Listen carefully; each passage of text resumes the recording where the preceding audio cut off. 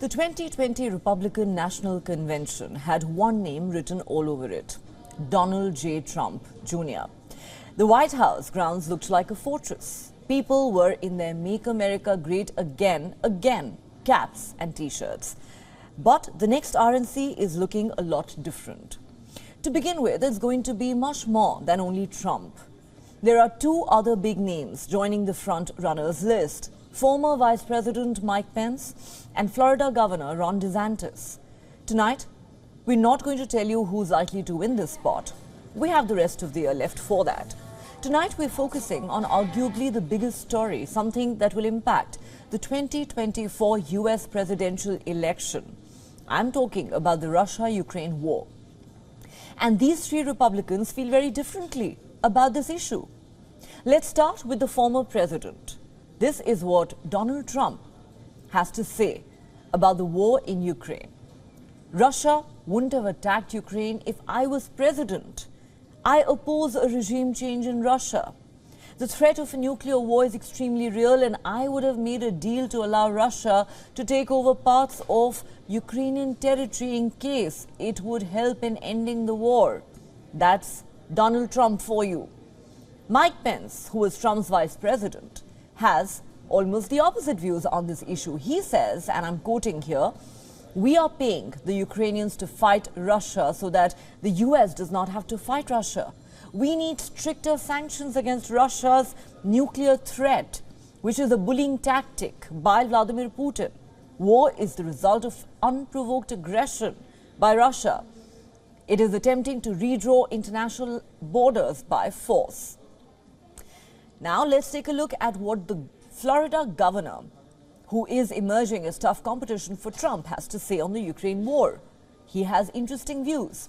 He says Ukraine's war with Russia is a territorial dispute. Getting involved in the war is not in the interest of the United States.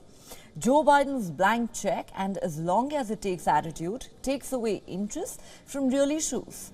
No F-16s and long-range missiles should be provided to Ukraine by the United States. We don't need a regime change in Moscow.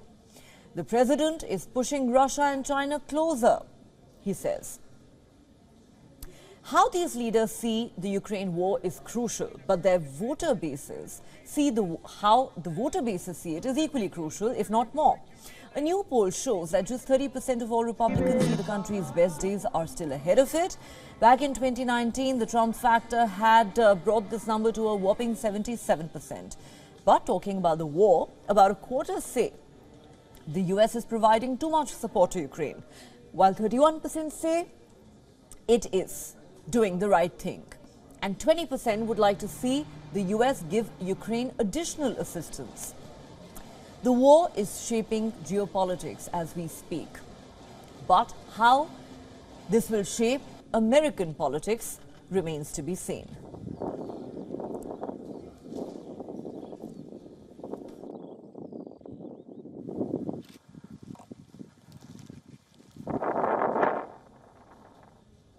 For more on this, we are now joined by Elizabeth Brough from Washington, D.C.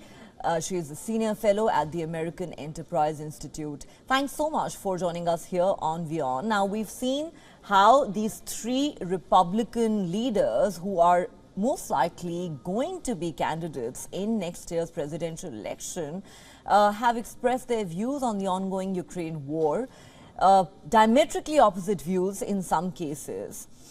How do you think this is going to pan out in the months ahead as the race for the White House hots up?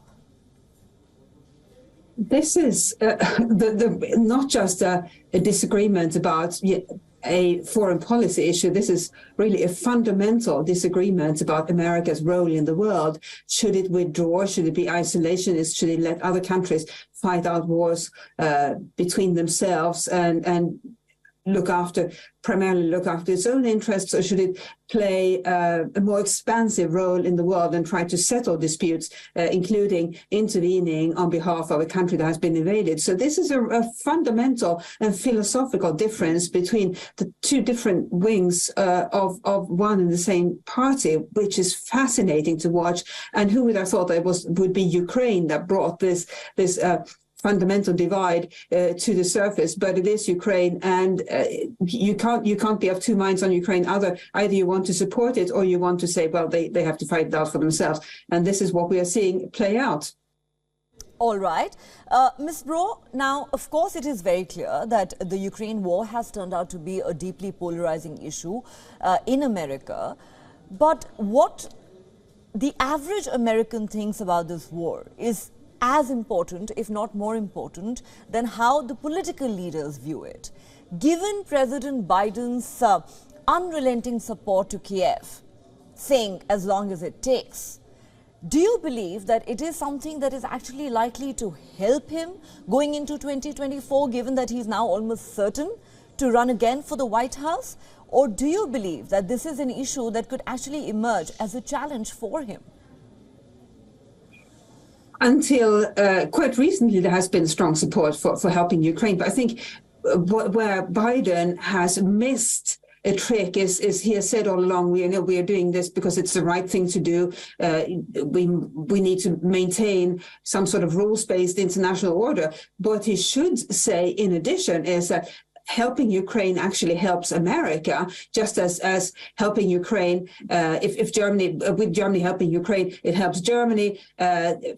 The Baltic states helping Ukraine helps the Baltic states, because Ukraine is fighting Russia on behalf of all of us. Russia is a country that is clearly not afraid to launch wars against other countries, and Ukraine happens to be the unfortunate country that has to defend itself. So the more we can help Ukraine fight Russia, the more the rest of the world are actually helping ourselves. And I think that's the case that Biden should make, even just to highlight to Americans that out of self-interest, we should keep supporting Ukraine, because otherwise we might have to do more ourselves. Right. So is Ukraine really fighting America's war? That is the allegation leveled by many. Will this narrative sell? Will it work for President Biden in 2024? We'll have to wait to find out. But Elizabeth Bro, thank you for speaking to WION.